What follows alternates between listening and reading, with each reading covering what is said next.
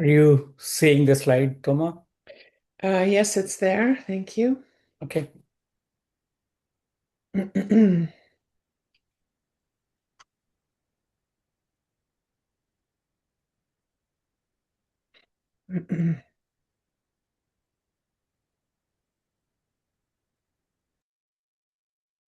him another minute to show up.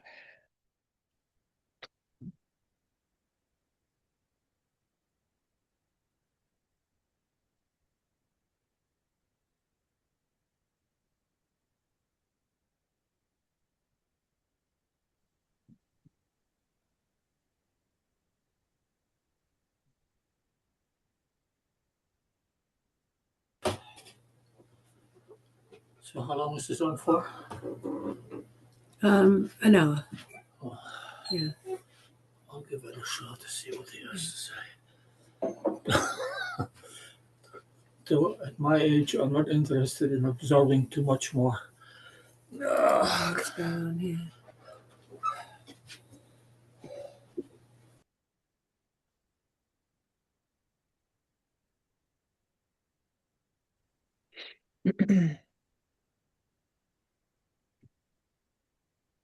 Okay.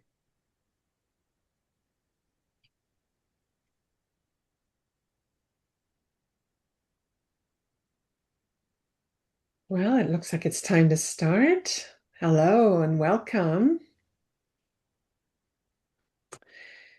You can move the slide forward, Venkat. Hello and welcome to today's Kaleidoscope event featuring Venkat Venkataramanan. I am Toma Doring, design professional, colorologist, and VP of the Color Research Society of Canada. I live and work and play on Vancouver Island, BC. Today, I will begin with a land acknowledgement. The CRSC's activities related to sharing color knowledge take place across Canada, understood as part of Turtle Island, the ancestral homelands of over 630 First Nations communities, representing more than 50 Indigenous nations and languages. We work to respect, affirm, and support, where necessary, the inherent treaty rights of all Indigenous peoples across these lands and waters. Our commitment to honoring the knowledge of ways of knowing and wisdom of Turtle Island's Indigenous peoples aims to contribute to the decolonizing work required today for moving towards a just society. The CRSC is committed to developing equitable and inclusive participation in our organization to encourage and presenting research that is grounded in principles and practices of equity, diversity, and inclusion. The Color Research Society of Canada, CRSC, is a national nonprofit organization dedicated to advancing color research and knowledge through cross-disciplinary collaboration. We foster the exchange of ideas among artists, designers, scholars, scientists, and industry professionals who share an interest in the application of color through dialogue and partnership across the arts, sciences, and industry. The CRSC supports the development of a vibrant Canadian network engaged in meaningful color research and innovation. We proudly serve as the Canadian member organization of the International Color Association, the AIC. Please enter into the chat where you are signing in from.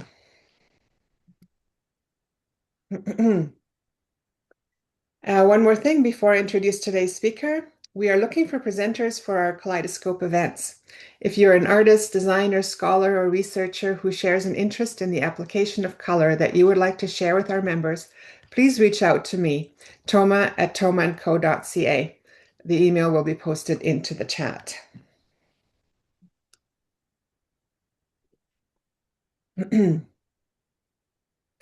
Venkataramanan is Chief Scientific Officer at McRae Imaging, Toronto, founder and Chief Technology Officer of Lumentra Inc., industry professor at McMaster University, and adjunct professor at U of T. He earned his PhD in physics from the Indian Institute of Science in Bangalore and has held research and teaching roles in the UK, India, Portugal, Japan, China, and Canada. A leader in color science and lighting, he is president of the Color Research Society and the Tamil Literary Garden and has held senior roles with CIE Canada and ISO CIE TC 274. If you have any questions during the event, please post them into the chat and we will get to them at the end. Welcome, Venkat. We are very excited to learn more about Indigo. Thank you. Thank you, Toma. Welcome, everyone. I'm looking forward to an engaging next 1 hour with all of you. Let me start my time just to make sure that I stay within my confines. Okay. Indigo is a very it's very difficult color to understand. I mean, like that's what made me. I mean, like getting interest in the whole thing. I mean, one of the quotes from the famous neurologist and neuroscientist Oliver Sacks. I mean, like he said, it seemed that two people quite agreed. I mean, like as to what indigo was, and indeed it's true. I mean, like even now, I mean, like after with so much of scientific advancement and everything. Technically, I mean, if you see scientifically, if you define, I mean, you would define it as the color that is between 420 to 450 nanometers. The color is one of the unique colors that is named after the color substance. Okay.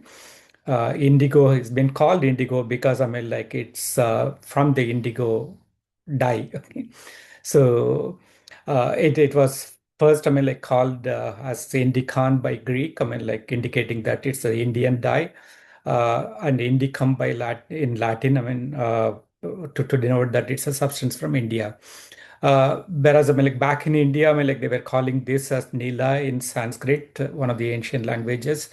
And that's the same name, I mean, like that spread across, I mean, like in Middle East and in Iberian Peninsula, I mean, like in Spain and Portugal, with a little bit of modification. I mean, like in Iberian Peninsula, I mean, like it's called as anil, and a few other countries in Africa and in Latin America, I mean, like they use the name anil, I mean, for this color. But is it a color? I mean, like, is it indigo is a color? I mean, like, because there is a lot of confusion even now. I mean, like, whether it's a color or not. I mean, like, whether it deserved to be. I mean, like, to be. I mean, like, in place of colors. I mean, like, for example, I mean, like, Pink Floyd's famous. I mean, like, one of the iconic albums, "The Dark Side of the Moon," which was released in 1973 by Capitol Records, that had a cover art. I mean, like, which has only 6 colors. And this was designed by a company, I mean, like design company called Hypnoxis. They know what they were doing. I mean, like they were not, I mean, like making a mistake here. They are one of the famous design companies making cover arts for a lot of albums, including, I mean, like those of Led Zeppelin, AC/DC, Def Leppard, I mean, Alan Parsons projects, and a whole lot of other people. So they knew what they were doing, and they were making a statement here, not giving a place for indigo, I mean, in the spectrum. That continues. I mean, like even in 1978, when the LGBTQ flag was introduced, I mean, like there is no indigo still there. But then, I mean, like it is a color because I mean, like Isaac Newton said that, okay, that it's a color. Until then, I mean, like it was not very sure. The year was 1965. Um, the whole of England was shut down. I mean, like because there was a plague pandemic at that time. We know that. I mean, like we've been through the pandemic and what does shutdown means. I mean, like if you ask about if I were giving this lecture, I mean, like about 7 years back, we don't know what shutdown means. I mean, like and what it can do for you. The young Isaac, who was 23 years old at that time, I mean, like he was sent home from London to Lincolnshire. And there, I mean, he started, I mean, like playing around with that. One of the questions, I mean, like that he had was, what is color? What's the nature of color? I mean, like, where does it come from? And something like that. So he shut down the room, I mean, like completely and pulled all the shutters and everything, but just made enough, small enough a slit in his shutter, in the window shutter. And at the right time of the day and that right angle, I mean, like when sunlight was coming in, he put a glass prism in that. And he saw that, I mean, like the white light from sun, I mean, it was split into multiple colors. Initially, he noted only 5 colors: red, yellow, green, blue, and violet. And then careful examination, he also saw that there is a prominent place for orange in that he added 6 colors. But then it was nagging. I mean, like it was really nagging. I mean, like he was not very happy about it because 6 is not a complete number. I mean, okay. there are 7 days in a week. I mean, there are 7 notes in music. And there were 7 planets. I mean, like at that time we didn't know. I mean, like about the existence of 9 planets. I mean, like at that time there were only 7 planets. So he thought that I mean, like there should be another color in the spectrum. I mean, like let me find some way to accommodate that. Because I mean, like one of the other scientists that I mean, mathematicians that he revered, Pythagoras. I mean, like he also believed that music and colors are very deeply connected. And so he found out that I mean like squeezed between violet and blue, a color called indigo. And when he wrote the paper, I mean like in subsequently, I mean, like to be published in the Philosophical Transactions of Royal Society, he exactly wrote that the original or primary colors are red, yellow, green, blue, and violet, purple, together with orange, indigo, and an infinite variety of intermediate gradations. So he gave room for indigo and orange, but also, I mean, like was very careful in saying that, I mean, like these are not all that. I mean, there are an indefinite variety of intermediate gradations of these colors because I mean like the colors are not jumping from one to the other. They are gradually transforming, and you can find I mean like any number of colors in the spectrum if you want to. Okay, and that's what I mean like color designers do. If you look around, I mean like indigo is not one of the very common things that you see everywhere in nature. Of course, I mean like the sky, the certain angles at certain time of the day, you can see that the sky is indigo blue in color, and sea, the ocean is indigo blue. But in plants and animals, if you look into that, there are only few handful of them. One of the things that I really like very much, my favorite is that is the male indigo bunting. I mean, like which comes to the Toronto region. I mean, like this was recorded by in last year and this year also. I mean, like a lot of people right now are seeing this in indigo in and around. I mean, like the trials in Toronto. I mean, like okay, it's a small bird. I had a sound recording of this, but unfortunately that didn't work. So you can't see that. There are also other beautiful birds. I mean, like some of them are endangered. I mean, like this is from Brazil, and this is Lear's macaw, or sometimes it's called as indigo macaw. And it was endangered around 87. There were only 60 of them, I mean, counted with sustained effort. I mean, like they are now increasing the population of this. Now there are about, I mean, like 228. I mean, they say that about 250. There are also tiny insects, I mean, like that have that are indigo in color. There is the indigo dropping dragonfly. There are bees, I mean, like that are indigo. Once again, I mean, like an endangered species. I mean, like it's a very, very critically imperiled species that concentrated efforts are being made in a very tiny region. I mean, like in Florida, I mean, like where it's endemic. Uh, but there are also other popular animals. I mean, like reptiles. I mean, like eastern indigo snake, Drymarchon coperi. I mean, like Drymos means forest, and Archon is lord. So it's the lord of the forest, and it's a non-venomous snake. You can see them in southeast part of the United States of America. It grows, I mean, like quite long. I mean, like about 8.5 feet, and but it's non-venomous. Okay. There are also really interesting mushrooms. I mean, like there are a couple of mushrooms. I mean, like which are indigo in color. One of the famous one is the Lactarius indigo. I mean, like which can grow as much as 2 to 6 inches. I mean, like in diameter. It's symbiotic with deciduous and coniferous trees. When you damage that, I mean, like when you pinch it, it starts bleeding blue in color, and the material that is blue is azulene. I mean, like it's been isolated and recorded as azulene. It's an edible mushroom, but people say that it's not so interesting. I mean, like it's tasteless and it doesn't have interesting flavor. Okay. But you won't die eating that. That's a good thing. Okay. Now we come to the story. I mean, like the story is, I mean, like about Indigofera tinctoria, which is, I mean, like the main species of indigo. This belongs to the family of Fabaceae, and it's a woody shrub. I mean, like that can grow up to, I mean, like about 6 feet in height. The flowers are often, I mean, like pink, rose, or purple in color, depending upon the pH of the soil and other growing conditions. It's a leguminous plant. I mean, and because it's a leguminous plant, so most of the leguminous plants are also very good in fixing nitrogen. There are lots of symbiotic bacteria that thrive in the roots of these plants, which help in fixing nitrogen. So for ages, I mean, people were using them, I mean, like in crop rotation, along with beneficial crops such as rice in India and in parts of Bangladesh and other places. They would plant, I mean, rice for one season, and immediately followed by that, they would go for Indigofera, and then they would return back to rice. And this helps in without any fertilizer. There is no need for urea or anything. I mean, like providing nitrogen for rice. And this is a very well-known sustainable farming technique that people have been using for centuries. There are also other plants, I mean, like other subspecies of Indigofera. There in Guatemala, in Japan, you can find asperas in sub-Saharan Africa. I mean, like the Natal indigo grows in sub-Saharan Africa. There are also non-indigofera plants which produce indigo color. Particularly of particular importance is Phalaenoptera sinensis, which grows in the Western Africa. And another important and interesting plant, we'll come to this later. I mean, like it's the woad plant. I mean, like Isatis tinctoria. So there are lots of plants that can produce indigo color. So chemically, I mean, like this is how the molecular structure looks like. And when you make it as a product, when you have indigo as a cake, this is how it will look like.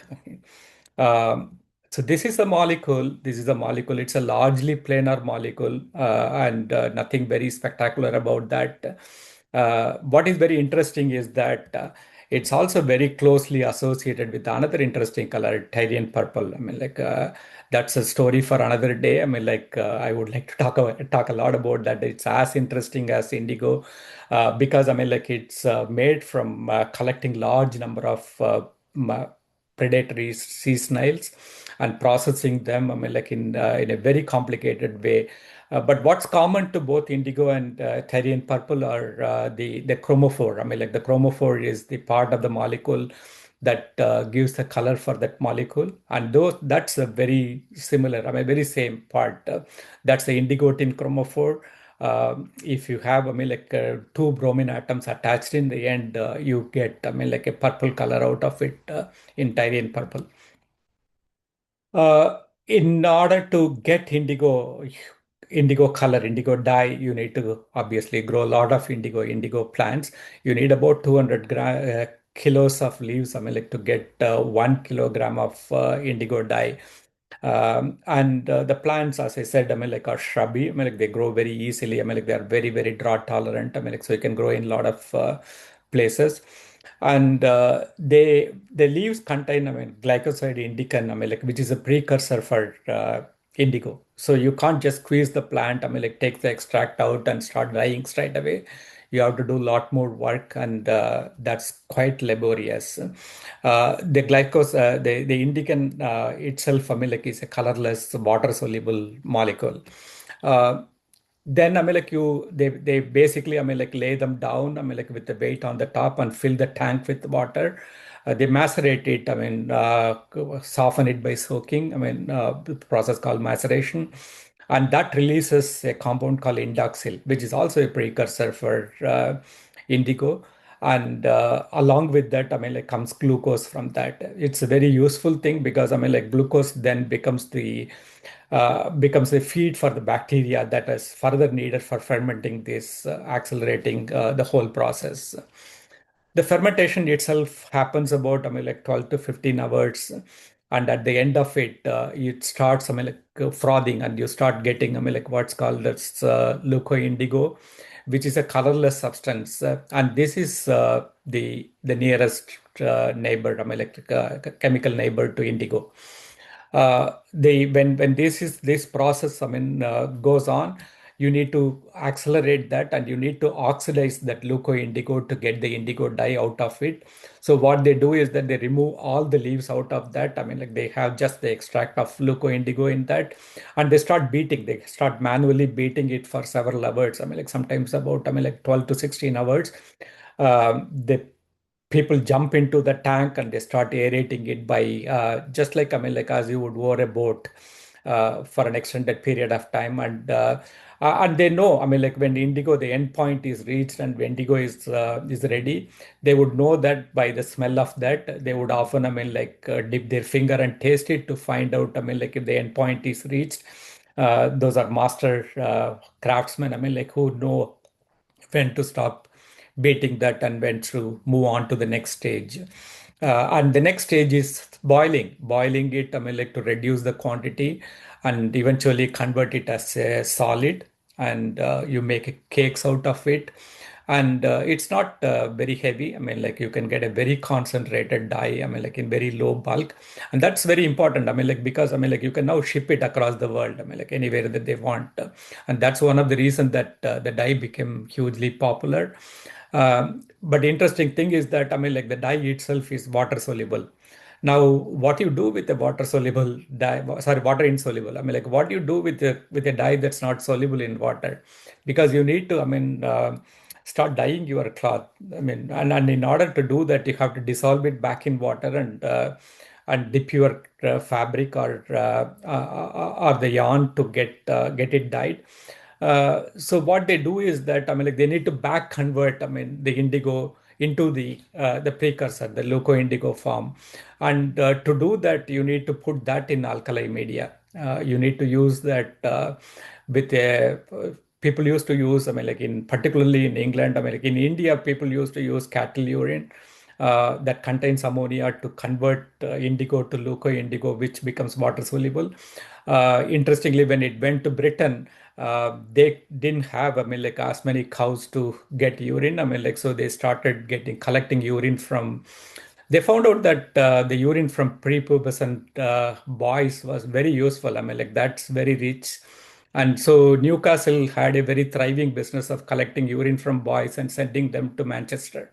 So you need to put that in the alkali solution, make it water soluble, and then soak your fabric, I mean, for several hours, and then take it out. And in between, I mean, like you need to rinse it, I mean, like and fix whatever amount of dye got into the fabric, and then again soak it back into Luco Indigo. So you need to do this process a few times of dipping it in Luco Indigo, taking it out and washing it off, and then putting it back into that. And by that, I mean, like you can make the fabric very rich in indigo. Eventually, I mean, to stop the process, when you finish dyeing it, you need to put that in an acidic medium. I mean, like to fix the whole process. You don't want them to become, I mean, like further reduced to go back to the Luco indigo state. So you want to get it fixed. I mean, like it is done by two ways. I mean, like either by hanging it dry, and when you hang it dry, it naturally get oxidized and fixed. But to accelerate the whole process, you can also dip in mild acidic vinegar to do that.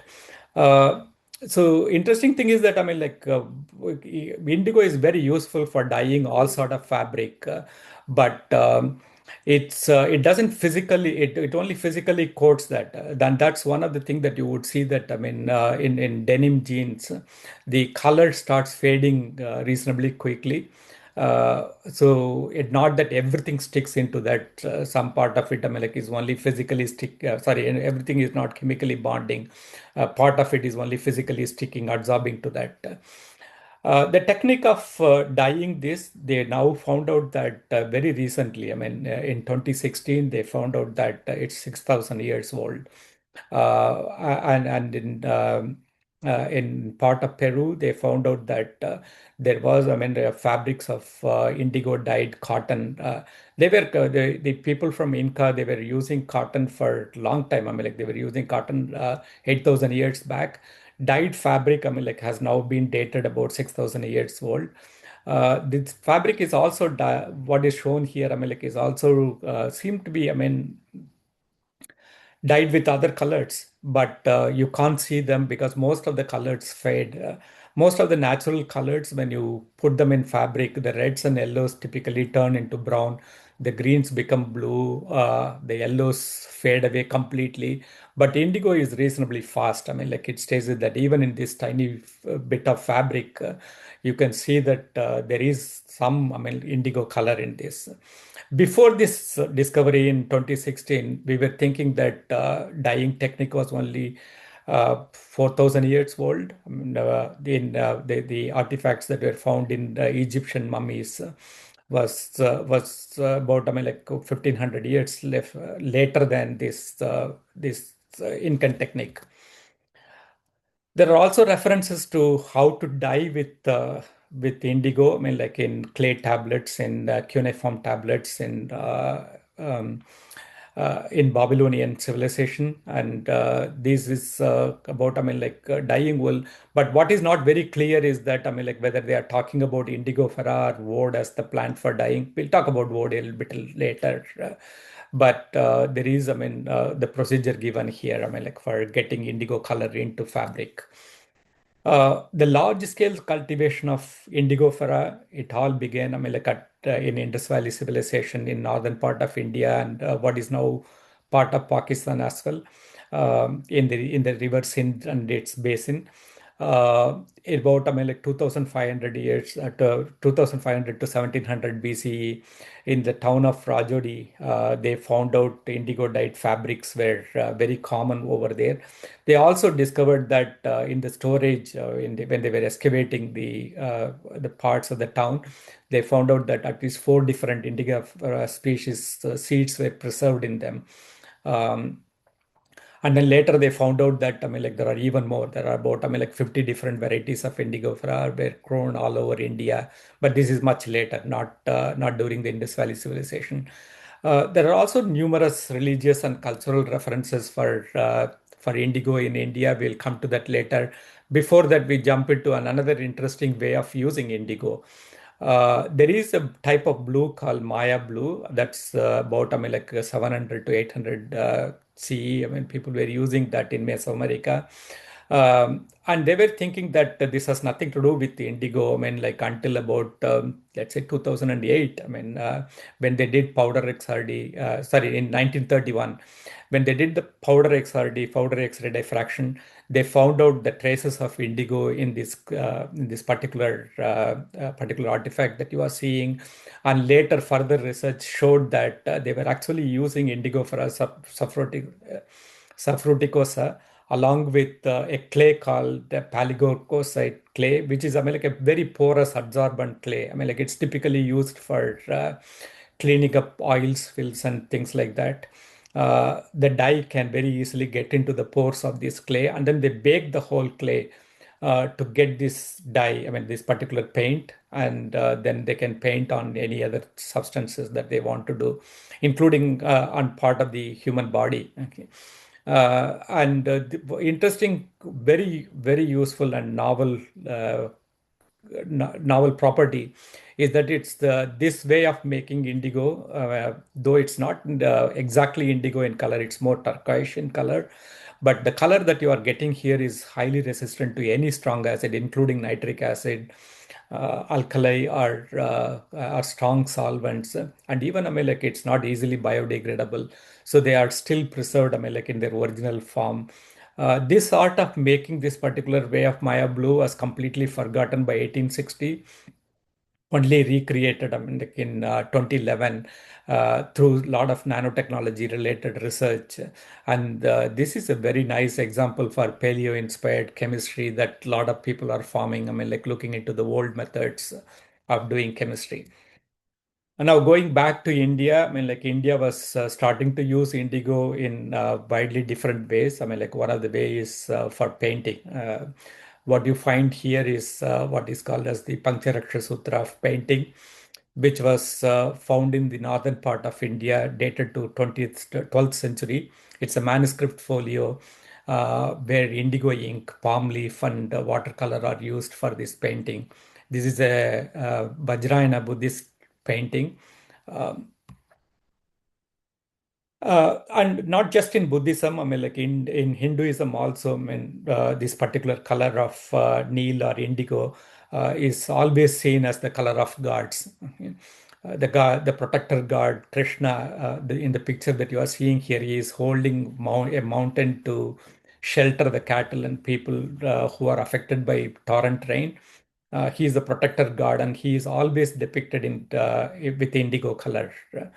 Indigo color here indicates indicates infinity and transcendence of the god.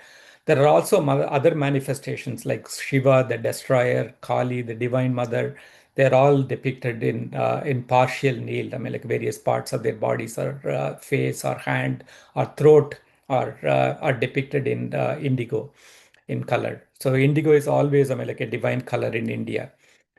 There are also lots of other uses other than dyeing. I mean, like we'll briefly talk about it only in this slide. It's used as a laundry aid. I mean, like when your white fabric becomes faded, when it becomes dirty and faded after few wash, you can add few drops of indigo, and your white you can regain the white of the fabric. This is basically, I mean, like masking color. The faded fabric typically become yellowish in color, and indigo is exactly on the other end of the spectrum. When you start depositing a layer of indigo on the top of the yellow, together with yellow and indigo or blue, your eyes start seeing this as white. Okay, this is an interesting optical illusion to get. I mean, like it doesn't actually clean the fabric; it only coats blue on the top of it. But what you see is, I mean, like a nice white fabric again. Okay. It's also used as part of the traditional Ayurveda medicine in India for various liver and spleen disorders, to treat epilepsy and convulsions, also as an anti-inflammatory and antipyretic drug, and also other, including in Middle East and in Japan, also in Britain, they were using indigo as an antimicrobial. There are also cosmetic uses for that. Neeli Bringa, the hair oil, the Neeli there, I mean, like indicates indigo. That hair oil, I mean, like is what gives long hair for Indian women. And it's also used to color hair, I mean, like in Middle East particularly. So, uh, going back to the divinity again, I mean, like not just Buddhism and Hinduism, Islam also, I mean, like revered indigo as a divine color. What you see here is what a part of Blue Quran, dated to 19th to mid 10th century from Tunisia. Gold and silver are used, I mean, like in writing verses of Quran, I mean, like in indigo dyed parchment. Similar thing was found in Japan, dated to about, I mean, like 1156. This is a Buddhist scroll, I mean, hand scroll, and again, I mean, like indigo dyed paper with gold and silver drawings in them. So every religion, I mean, like used that. Even now it continues. I mean, like even now, women in Syria uh, put, I mean, dots of indigo on babies, particularly, I mean, like girl babies when they are born. A dot in the nose, tip of the nose, I mean, like is supposed to give long life for the child. And dots above eyelids are said to heal the person's aches and pains. So it's a symbol of hope and prayer. I mean, like indigo is still being used for that, or it's also a symbol of impiety. I mean, like here is a painting from England. In 1743, for a series of painting here, you can't see very clearly. I mean, like the lady who is sitting in the middle, I mean, like she was a madam. I mean, and in her chest with indigo, the letters FC are written in that, tattooed in with indigo. FC basically denotes here female convict, just to indicate that, I mean, like she's a woman of low status. Uh, so yeah, I mean, like indigo is a symbol of everything, and we'll see more symbolism later. I mean, like as we go along. We take a pause and move on to a sister plant here, woad. Woad was the source of color. I mean, in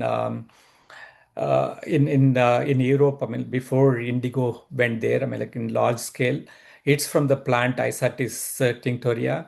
Unlike the Indigofera plant, which belongs to the leguminous Fabaceae species, I mean, like this is, I mean, from the mustard family.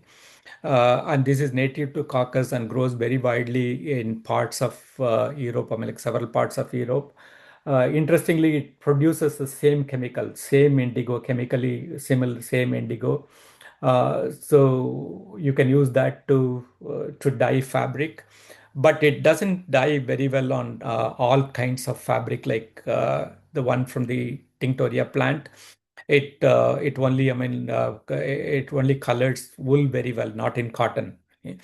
But it grows very widely. I mean, like the word, I mean, like in English, weed comes from wood. I mean, so it grows as weed everywhere. I mean, like so if you look into, I mean, like in Utah, in California, and Wyoming, in US, I mean, like this is officially banned. You can't grow wood in there. I mean, like it's officially banned. Uh, but Word was ruling, I mean, like for a long time. The first reference to Word in German is 1250. And Germany, I mean, was the capital of Word, I mean, like for a long time. Merchants in Thuringia and Saxony became, I mean, very rich to the effect that they were able to bail the governments, I mean, with their wealth when in difficult times. Um, but then, I mean, slowly, we'll talk about how Indian indigo started reaching Europe in the coming slides. But when Indian indigo started coming there, the merchants started lobbying against it. I mean, like they went to every king there. I mean, like in Germany, in France, and in England. I mean, like, and they, in one way or other, they were trying to ban Indian indigo. Uh, in France, in Henry IV passed a death penalty for anyone who was using this false and pernicious drug from India. In Germany, I mean, like the dyers have to make annual declaration saying that they are not using the devil's dye from India.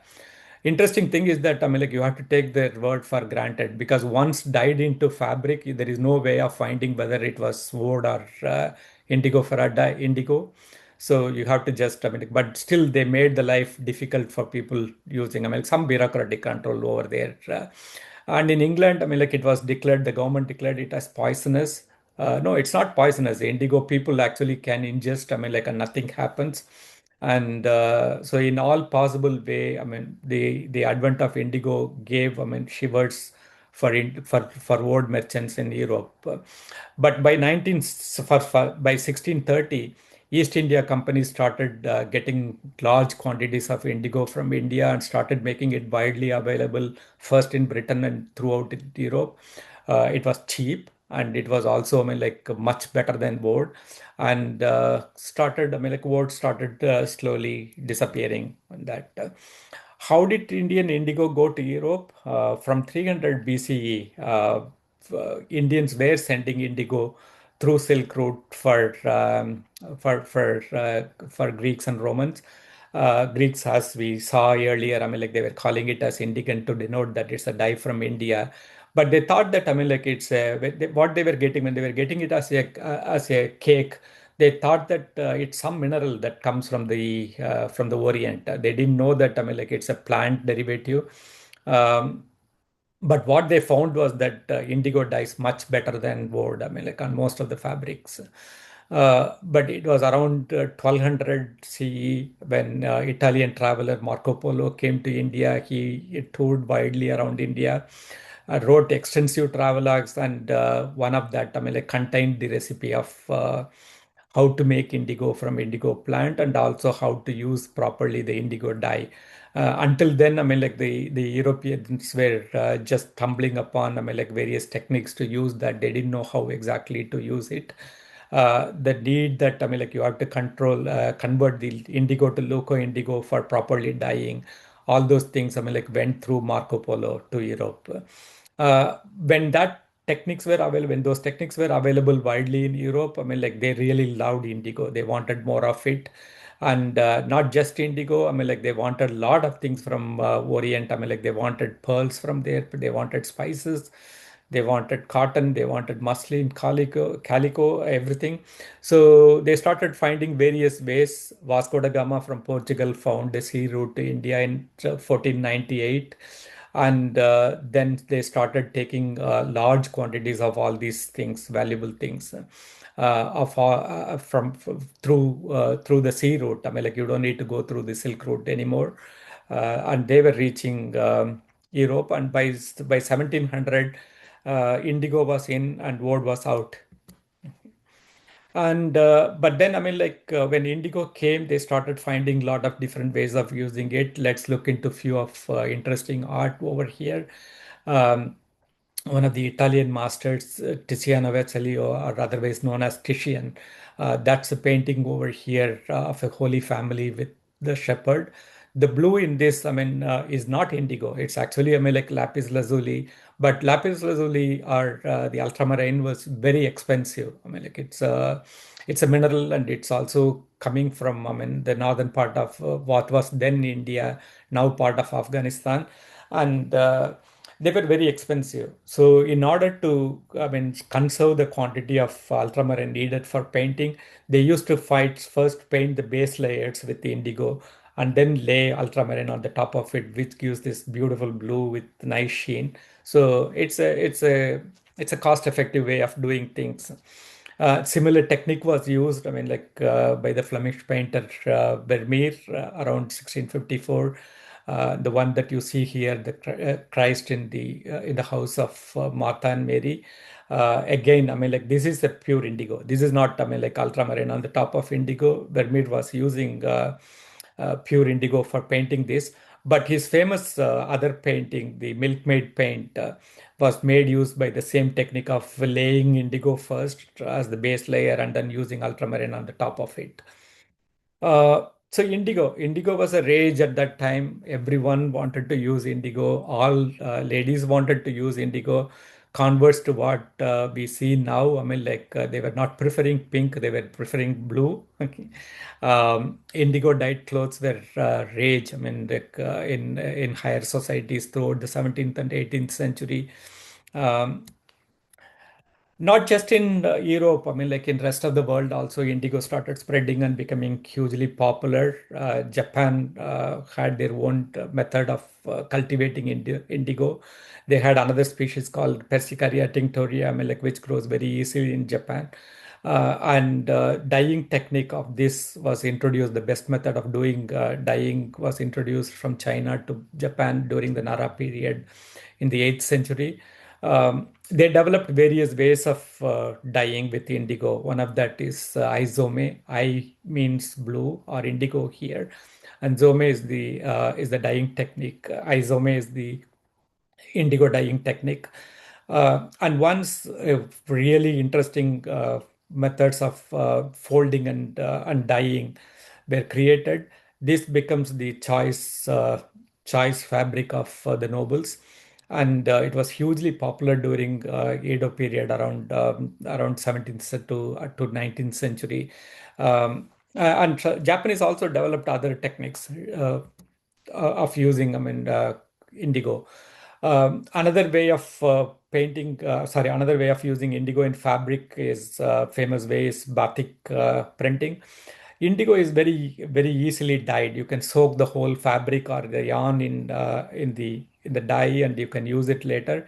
But if you start painting it, it's very difficult. You can't draw very easily with that. So they developed a new method of printing. It's called batik. This was developed in India earlier, and then went through in 6th century. It went to Srivijaya, which is Indonesia, and part of Java. Part of Indonesia, which is Java from India. And this is a this is a resist dyeing technique. You use hot wax for resist, and then patterns can be either block printed or even hand painted on that. And then you can remove the wax and you create the other parts of that, or you can use other dyes to do that. This method was further refined and developed, very well in Indonesia during the Islamic period. But then when Dutch came to Indonesia and colonized them, the Dutch East India Company did not allow any of them to use any indigo that is locally grown. They wanted to take everything back to Holland. So for a while, this technique was not possible in Indonesia. A similar block painting technique become popular in the parts of India and Pakistan. It's still being practiced. It's using varieties of colors, including indigo, madder for red, turmeric for yellow, and pomegranate rind for other colors, and you can mix these colors to create interesting other colors. For example, I mean, like indigo with madder gives you pink. And this involves about, I mean, like 10 to 12 steps, but the paint, the block printings are really beautiful, I mean, like, and multicolored. Africa also got indigo that was introduced by Dutch traders around, so initially by the Arab traders around the 12th century. Several countries very quickly adopted the method of cultivation, and the soil there and the climate was very suitable for cultivating Indigofera tinctoria. They also developed, I mean, quickly learned the dyeing techniques. But then all the dyes that were made in Africa were only for European consumption. Everything was taken and it was not allowed to be locally used. The Dutch people also introduced the Indonesian batik painting in Africa. And Africans further improvised that batik painting to create their own unique method of tie and dye. And these becomes, I mean, these made these cloths very popular in throughout Africa. So amidst all these things are happening, I mean, like in Europe, in Africa, in Asia, everywhere, I mean, like India was very popular and there was demand for this dye. Europeans wanted more and more of that, but they were not willing to pay a lot. So Indian indigo was becoming very expensive, and Europeans were not willing to pay a lot. So the Indians started adulterating that. Okay. They started using cow manure and then just coat it on the top of that with the indigo and sell it as indigo cake. This is what happens, I mean, like in pure business. Okay. Um, so by 1600, they started, I mean, like Indian indigo, I mean, like was not economically viable in Europe.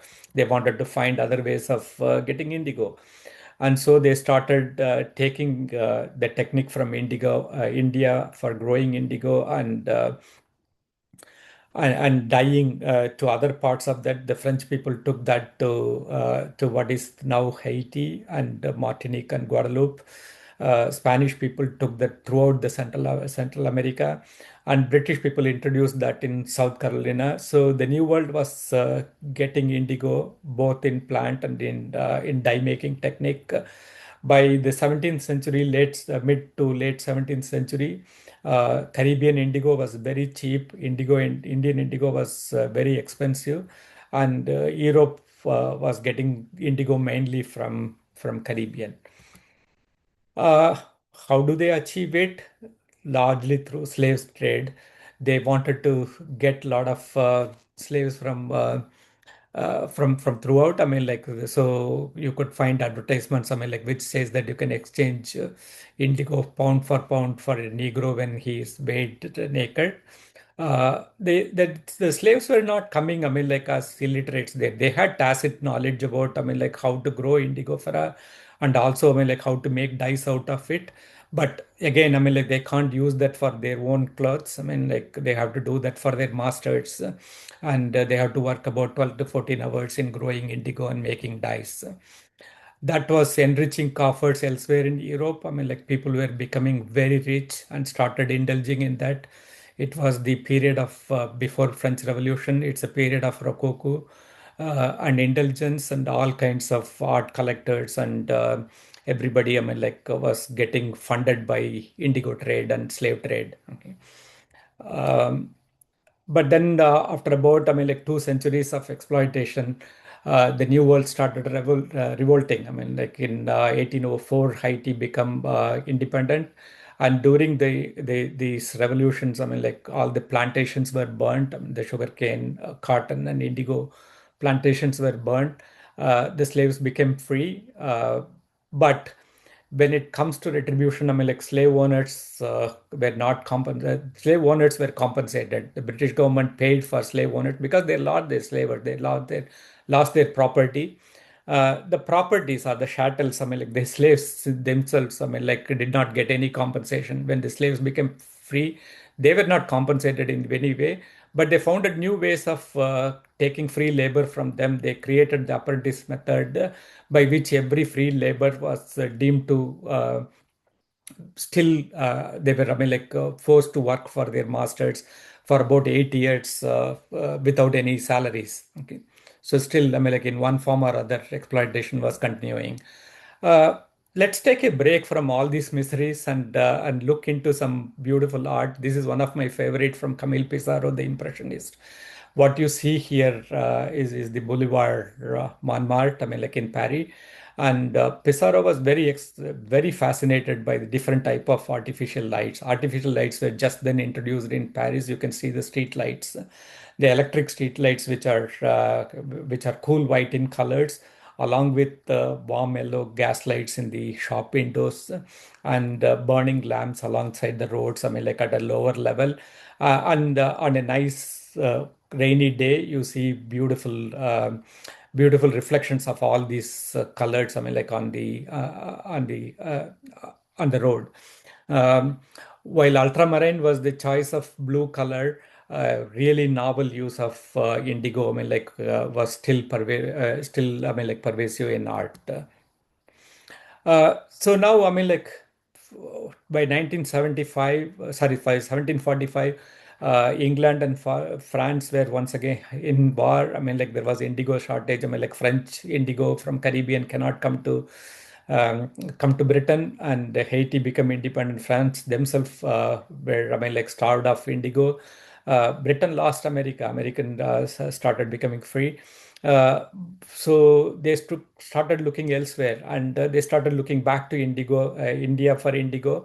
But this time, they wanted to be doing that with ruthlessness. There was more greed. Because they were not buying, there was no relationship of somebody selling, and there was no mercantile relationship. It was uh, more of masters and slaves. By 1751, Britain took over India from the East India, where Britain took India from the East India Company, which was doing business in India. So now India become the British colony. So now they don't need to buy anymore. They can take whatever they wanted from there. So they started forcing everybody to cultivate indigo in the plants, in the farms where they were mainly cultivating rice for their food. They were forced not to cultivate rice but only indigo. And and because weight by weight, indigo was very profitable in Europe still. Okay, this was continuing for a while, and they converted, most of the Ganges delta plants, delta to rice fields. Um, they deceived, small illiterate landowners with fake loans and terms that they did not understand, and paid about only 2.5% of the market value of indigo. Um, so by about 1763, about 44,000 pounds of indigo was going from indigo cakes were going from India. uh, this continued, for another century, and then the farmers started revolting. What was named as the Nil Birod, or the Indigo Revolt. And the farmers refused to. They basically said, we wanted to we want to plant rice, because we need food. Okay. But they were brutally attacked, maimed, or killed. The farmers started protesting that to who else? They can protest to. They went to their British rulers, and they asked for justice. They thought that only the plantation owners were evil, and the British government itself can help them. Uh, so British government, said that they are forming an Indigo Commission in 1860. A lot of people, were providing witness to the commission. Very interesting to see here is, a statement from one of the English judge in Bengal, who said that not a chest of indigo reached England without being stained with human blood. Uh, so at the end of all those commissions and everything, what happened was, uh, the brutality was legitimized. It became legal to do everything. Okay. So amidst all these things, a new way of indigo came. Synthetic indigo. Germans never had, the access to colonies or slaves. So they were, putting all their efforts on science, and they started creating synthetic indigo. In 1878, Adolf von Baer, first synthesized indigo from toluene.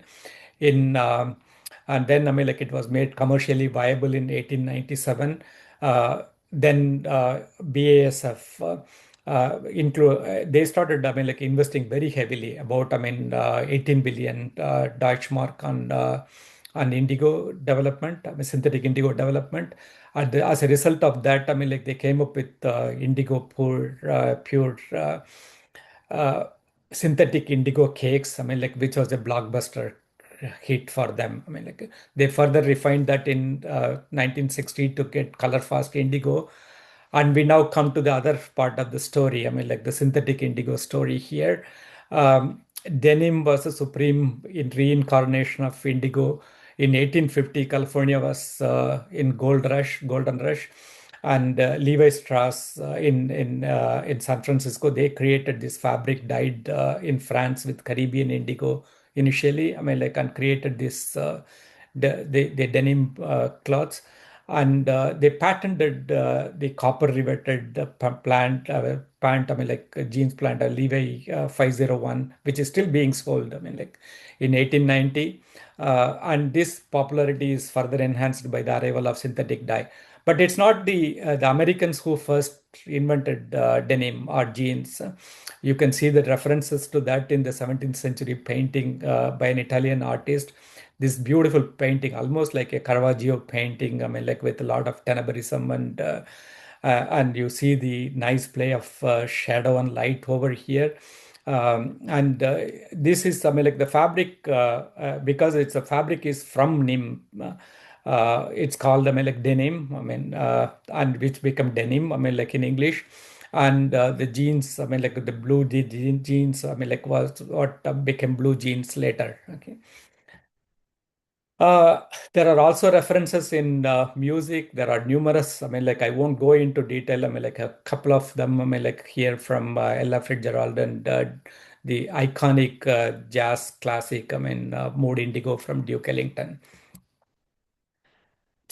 With the arrival of the jeans, it become a indigo become a symbol of resistance. Here you see a photograph of Martin Luther King. I mean, like walking just the day before in protest in Alabama. Also, in even recently, I mean, like in 2022, I mean, like it's still making political statement. I mean, like Michelle Obama was wearing that, asking people to come out and vote. Okay. Uh, it's also always a symbol of it's a cool fabric. I mean, you see Marlon Brando in his bike as a biker here, James Dean as a rebel without cause. I mean, so yeah, indigo and blue jeans are rage everywhere. Okay. But amidst all these things, there is also, I mean, like a rebel who had a cause. I mean, like okay. In 1950, young lawyer Mohandas Gandhi came back to India after his stint in South Africa. And within 2 years, he came to know about the exploitation of indigo laborers in the eastern part of India. So he went there, I mean, like to Champaran district, I mean, like in Bihar. When he went there, he was prevented. I mean, like he was not allowed to enter into the district because the magistrate thought that, I mean, like that would create, I mean, like a lot of chaos over there. So he was served a notice not to enter, and they threatened that he will be arrested because the farmers are getting agitated. But he was given an option to leave. I mean, like if you leave peacefully from here, not enter into the district, we won't arrest you, they told. But Gandhi said, I mean, like, please arrest me. I mean, like, don't, I mean, like, I want to be here. I want to that. I mean, like, if that's a rule, I mean, like, I'm willing to be arrested. I mean, like, they didn't know what to do. I mean, like, and the farmers become, I mean, like, increasingly agitated. And then, interestingly, Gandhi offered to the government that he will talk to the farmers and ask them not to be, I mean, rowdy. I mean, like, so he told them that he offered, I mean, like to pacify everybody. So he came out and he spoke to the farmers, and he told them that just understand this. I mean, like I'm the one, I mean, like who offered myself to be arrested, and this is a voluntary process. I mean, like so you understand that. I mean, like and don't get agitated. And you may also be arrested. I mean, like just get arrested. I mean, like if that's the thing. Okay. The crowd became peaceful, and he went inside the court. not knowing what to do. I mean, like the magistrate immediately rescinded his arrest and allowed him to stay. He met about 8,000 farmers, I mean, like in the next few weeks there, and stayed there for a while to set up a voluntary organization. He understood that basically people are being exploited because, I mean, like they did not know what they are signing to. Okay, they were illiterate and they were signing any number of legal documents, knowing not what is there in that. So the government also started setting up a commission to look into all these things, and they invited Gandhi to be a part of that committee.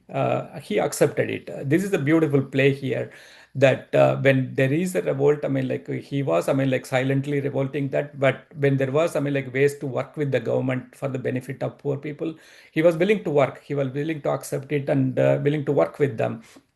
And this led to what was then called as the Champaran Agrarian Bill. And there was, I mean, like a semblance of relief to indigo farmers. They were allowed to once in a while plant rice, I mean, like in their field for their own food. And he further refined this technique of peaceful protest in a form called Satyagraha, which when you translate, I mean, like means force of truth. When there is truth on your side, I mean, like no other force can triumph over you. I mean, like that was his this that was his philosophy, and he this refinement of it, I mean, like was what led into Indian independence in 1945, and not just Indian independence. I mean, like it still is an enduring philosophy that Nelson Mandela used it. Martin Luther King, I mean, like adapted it. Dalai Lama is still using it. Yeah, I mean, like Gandhi was a rebel. I mean, like he never wore a jeans. He launched a political career, but he launched his political career fighting for indigo farmers' right. That led to the freedom of the largest colonized country, and also, I mean, like the slow disintegration of the British Empire, and also, I mean, like independence of whole lot of other countries as well. In the process, he educated us, I mean, like how to rebel, I mean, like without being violent. So it all started with Indigo. I mean, like, so I'm ending the talk, I mean, like with this quote from Albert Einstein, who could scarcely believe that, I mean, like a man like Gandhi was in this world, I mean, like walking in flesh and blood. Okay. So yeah, it's an interesting story. I mean, like that weaves through multiple different strands of history, politics, slavery, science, and everything. Thank you.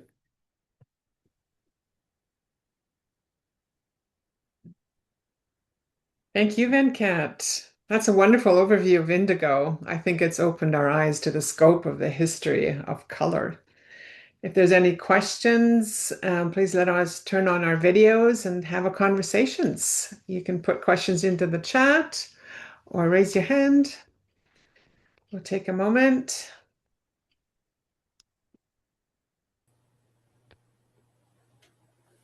We've got people here from the UK, from Arizona, NYC, Nova Scotia. Welcome.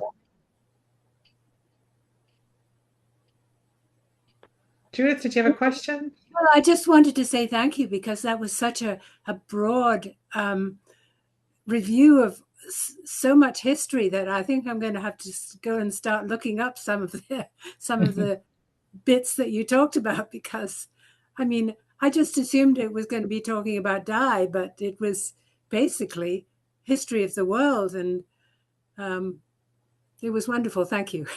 Yeah, yeah. Unfortunately, I mean, like I couldn't delve into deeply, I mean, like on any particular thing. I just wanted to give you, I mean, like a broad, interesting strands of various things, I mean, like that Indigo touched upon. Okay. No, it was great. That's great. If there are no more questions, we'd like to thank our CRSC members for attending today's Kaleidoscope series. I think somebody put his hand up, Mark. Oh, I'm sorry. Oh, yes, Mark, please go ahead. Yeah, hello from the UK. Thank you for that really interesting talk. With when you were talking about the Caribbean indigo, I Hmm. don't know whether it's true, but I heard that some during that time, some of the slaves would drink there was something that came from the indigo or that was connected with the dye, and it would almost like become like a bit like hallucinogenic in a way. And the origin of, the devil's color that I heard was because very often they would sort of channel messages to the owners saying that one day they will be punished, for a better word, for all the things that they were doing, which is, I understand. I don't know whether how that's where the idea of the devil's color originated from. Yeah, it's an interesting thing. I mean, like Yep. back in Africa, blue has always been associated with the dead and the Yeah. spirits. Okay. So they used to be wearing. I mean, they used to drape the dead body with indigo fabric, okay. And they used to wear indigo fabric for mourning. Okay. So it's always, I mean, like associated with the dead and the spirit. I mean, like all the time. Okay. And it's also interesting to see that, I mean, like it also meant another type of spirit. I mean, like in Caribbean. I mean, like okay, Yeah. that's Yeah. quite possible because, I mean, like there were a couple of things happening over here when indoxyl turned into leuco indigo in the process. I mean, like a lot of glucose is also separated from the maceration process, and so what you have here is glucose and fermenting, and naturally, I mean, like some alcohol should be there involved in there. Yes. I don't know. I mean, like albeit, I mean, like it might be. I mean, like my chemistry says that the quantity will be very little. I mean, like, but you do with whatever you have. I mean, like, and you get drunk. I mean, like to forget your pain. Also to Yeah. say No, I thought whatever. it was. Also to say whatever you want to say. Okay. Yeah. Yeah. No, I just thought it was a really interesting Yeah. comment and how it was the history behind the uh, the devil's color and why it was banned, apparently. Yeah, it's Yeah. also going back. I mean, that the Irish people and Scottish. I mean, they were using. I mean, like the word paint on their face. I mean, like when they go for war, you would see that in Braveheart movie. I mean, that the faces were painted in blue. I mean, Mm. so just to make themselves, I mean, like larger than life for their enemy. I mean, like and but also some people say that.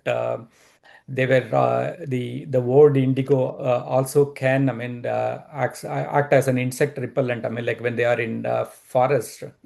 So there are multiple theories about that, but yeah, I mean, like, there were other strands of making yourself larger than life. I mean, like Yeah. with indigo. Yeah. But thank you very much. It's Yeah, so interesting. yeah, Thank you. yeah.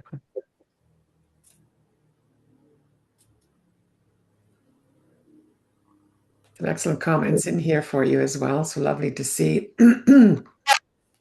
how color permeates so many aspects of our lives and culture. Really a wonderful mixture of art and design and human development. Thank you. Doreen mentioned here, I learned one in Taiwan that the indigenous peoples there use blue tattoos on their face, similar to what you showed. That's fantastic. Glad everyone enjoyed today's talk. So I'd also like to thank our board members, Robin, Joanna, Deanne, Joshua, Judith, and Larissa for their work in bringing these events to you. One more thing before we sign off, the CRSC is always seeking volunteers to help run the organization. It is Canada's only interdisciplinary organization dedicated to the study of color, and we need your time and expertise in running the programs that members like you benefit from. If you would like to become a member at large or join a committee, please reach out to us at TOMA at tomaandco.ca or visit our website at the colorresearch.org. Thank you again and hope the rest of your day is a colorful one.